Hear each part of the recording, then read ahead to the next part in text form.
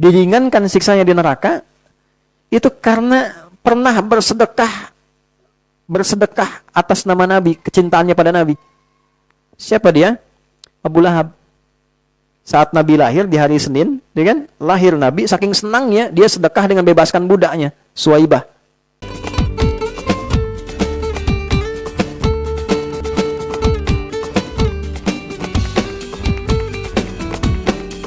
Assalamualaikum warahmatullahi wabarakatuh. Assalamualaikum warahmatullahi wabarakatuh.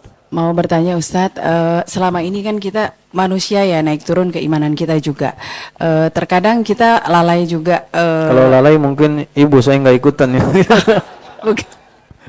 Jadi bagaimana kiat yang klik banget ya untuk kita menumbuhkan semakin rasa cinta kita di hati kita kepada manusia paling mulia, yaitu Nabi kita Muhammad Sallallahu Alaihi Wasallam. Baik. Itu aja dari saya. Terima kasih. Terima kasih. Assalamualaikum warahmatullahi wabarakatuh. Assalamualaikum warahmatullahi wabarakatuh. Pertama saya bicara iman dulu, baru bicara tentang hubun Nabi. Di kitab Sahih Al-Bukhari ada topik yang kedua, topik iman, Kitabul Iman. Di dalamnya ada 57 hadis, mengungkap berbagai macam persoalan yang bisa menunaikan kita dan menunjukkan kita tentang meningkatnya iman dan menurunnya iman. Saya ambil satu hadis saja yang paling pokok. Al-imanu yazidu wa yantaqis. Keadaan iman seseorang kadang naik turun. Oke? Belum berhenti. Yazidu bit ta'ah. Dia bisa naik dengan banyak meningkatkan ketaatan, ibadah. Wa yantaqisu bil ma'siyah. Dia bisa turun ketika seseorang mengerjakan perbuatan maksiat. Clear? Jadi kalau kita berkata, saya ingin menaikkan iman saya, caranya bagaimana? Perbanyak ketaatan, naikkan ibadahnya. Salatnya tambah sunnahnya, tahajud, duha, nanti akan terjadi perbedaan. Lisan biasa dipakai berzikir, tambah. Ketika biasa dipakai berzikir, nanti akan terjadi perubahan pada lisan, pada yang nggak baik jadi nggak pengen lagi. Demikian dari ujung kepala sampai ujung kaki. Ketika ketaatan itu dikerjakan bertambah, lawannya yang maksiat pasti turun. Ini meningkat dengan sendirinya. Tapi kalau sedang lemah, ini faktornya dua. Satu, maksiat itu salah fungsi dari organ yang melekat pada tubuh kita digunakan dengan cara yang salah. Lisan harusnya bicara baik, bicara yang tidak baik, salah fungsi, maka ada maksiat di lisan. Makanya biasanya kalau lisannya banyak maksiat, dipakai taat itu susah, pakai baca Quran susah. Ya, mata kalau sering lihat maksiat, lihat yang haram, yang halal jadi nggak enak. Pasti nggak enak tuh. Kalau sudah nggak enak lihat istri sendiri, itu kebanyakan lihat istri orang. Ya, sama juga. Yang perempuan juga begitu.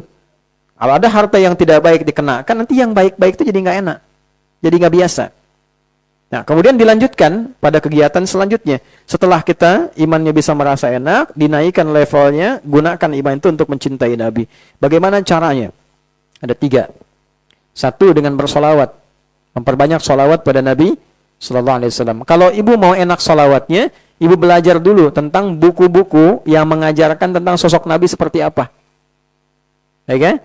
Nanti dijelaskan Nabi itu perawakannya tidak terlampau tinggi, tidak juga terlampau pendek, sedang tapi sangat ideal. Postur tubuhnya sangat bagus, rambutnya tidak terlampau ikal, tidak juga terlampau panjang, tapi indah, ya. Kemudian mengalir sampai dengan ke bahunya. Matanya begitu indah ketika dipandang, itu kan. Kemudian alisnya begitu tajam. Ini indah. Jadi kebayang gambaran kita itu tentang itu, sehingga ketika bersolawat kita menikmati itu. Orang yang bersolawat pada Nabi dengan merasakan bagian pelajaran pada Nabi, itu nanti diberikan anugerah oleh Allah, kadang bisa berjumpa dengan Rasulullah SAW dalam mimpinya. Kedua, memaksimalkan sunnah-sunnah Nabi dalam kehidupan. Nabi minta apa aja, kita kerjakan dengan dasar cinta kita pada Nabi. Ya, bisa dipahami? Jangan digambarkan dengan sholat saja. Nabi minta pada kita berbicara yang baik. Man kana yu'minu billahi wal yaumil akhir falyakul khairan aw liyasmut. Siapa yang beriman pada Allah dan merasa akan dihisab di hari kiamat, jaga lisannya, katakan yang baik. Saya ingin berkata yang baik itu karena cinta saya pada Nabi. Saya melihat yang baik itu karena cinta saya pada Nabi. Begitu sunnah itu kita kerjakan karena kecintaan pada Nabi, itu amalan tingkat tinggi yang langsung mendatangkan ampunan Allah. Itu ada di Quran, surah ke-3 Ali Imran di ayat 31. Qul in kuntum tuhibbunallaha fattabi'uni yuhibbukumullah wa yaghfir lakum dzunubakum. Katakan Muhammad, jika kalian ya mencintai aku, kata Allah, maka buktikan dengan cara mengikuti sunnah nabimu, dan aku akan gugurkan seluruh dosa-dosa yang kau kerjakan dalam kehidupan. Yang ketiga, bersedekah karena cintanya pada Nabi. Itu berpeluang menggugurkan dosa. Bahkan, ini agak tajam kalimatnya ya, bahkan ada yang masuk neraka diringankan siksanya di neraka. Tapi maaf ya, jangan disimpulkan keliru, seringan-ringannya tetap neraka gitu ya. Diringankan siksanya di neraka itu karena pernah bersedekah atas nama Nabi, kecintaannya pada Nabi. Siapa dia? Abu Lahab. Saat Nabi lahir di hari Senin, ya kan? Lahir Nabi, saking senangnya dia sedekah dengan bebaskan budaknya, Suwaibah. Dibebaskan oleh beliau karena senangnya keponakannya lahir sebelum diangkat jadi Nabi itu. Dan membebaskan budak itu urutan nomor 1 paling mahal. Ya, jadi kalau misalnya pengen sedekah biasa, ya dengan kambing. Lebih besar dengan unta. Di atas itu membebaskan budak. Itu tingkat paling tinggi. Abu Lahab melakukan itu. Jadi ada riwayat mengatakan setiap hari Senin diringankan siksanya untuk Abu Lahab itu karena pernah merasa bahagia dengan lahirnya Nabi. Itu hadisnya sahih. Ya, diringankan itu keadaannya. Jadi saling menguatkan di antara syawahidnya. Makanya ada yang mengatakan bahwa ketika kita bersedekah karena kegembiraan kita pada Nabi, senang dengan Nabi, nah itu memberikan satu syafaat tertentu pada kehidupan kita baik dunia ataupun akhirat. Saya berikan gambaran sederhana begini, Bu. Nah, 3 ini nanti kita praktekkan ya, insyaallah. Ada orang Baduy, orang Arab Baduy.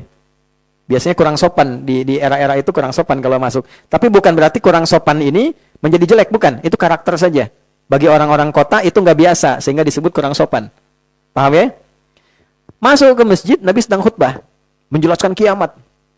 Wah, kiamat tuh situasinya begini, menakutkan sampai orang lupa, orang tua lupa dengan anaknya, anak lupa dengan saudaranya dan sebagainya. Orang sedang sedih begini khusyuk, tiba-tiba dia interupsi. Dia interupsi nanya, "Ya Rasulullah, dari tadi Anda bahas kiamat, tapi nggak menjelaskan kapan tanggalnya," katanya. "Tapi Anda nggak menjelaskan kapan tanggalnya. Waktunya kapan," gitu ya.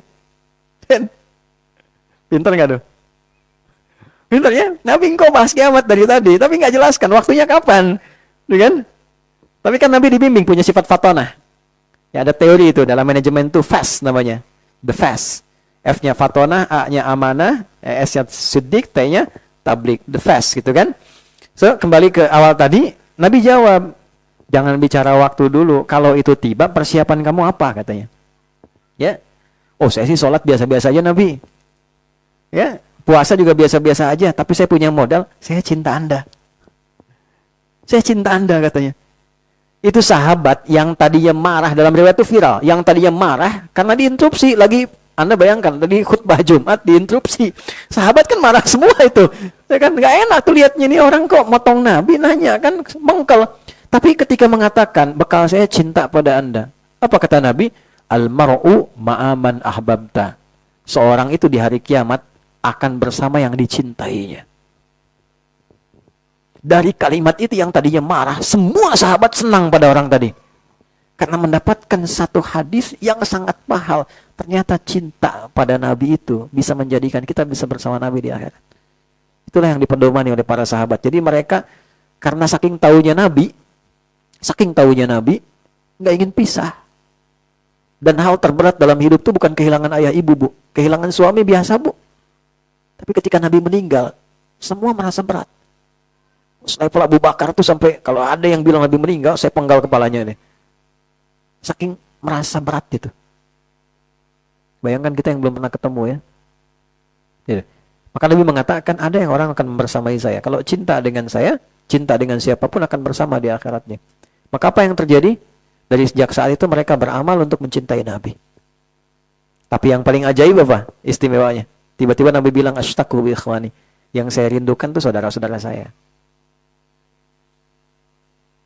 Sahabat berkata, "Alasna ikhwanak, bukankah kami saudaramu ya Rasulullah?" "Bukan," kata Nabi. "Bal antum ashabi, kalian sahabat saya." Ikhwani, saudara-saudara saya itu, humul ladina yu'minu nabi walam yarawni. Mereka itu yang gak pernah lihat saya, cuma iman sama saya gitu. Mau percaya. Gak pernah lihat saya, cuma mau percaya. Mau sholat. Itu Nabi tuh kangen gitu. Kangen sama kita. Masa kita gak kangen ya? Ya, jadi upayakan tanamkan rasa cinta itu, rasa sayang itu sehingga ada kesempatan. Masa bersolawat nggak pernah lihat, ya kan? Nah, kita berdoa dalam sholat kita sebut tapi nggak pernah lihat.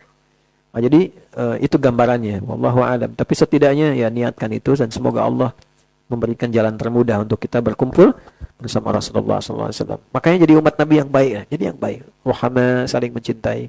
Jadi orang tuh nggak harus dengan apa ya? Ya lihat dengan cara pandang kasih sayang Nabi ngajarin kita lah. Ya, kalau sudah seperti itu hati kita juga lapang. Saling menyayangi orang. Alhamdulillah, beda pendapat, alhamdulillah apa-apa, saling menyayangi. Ya.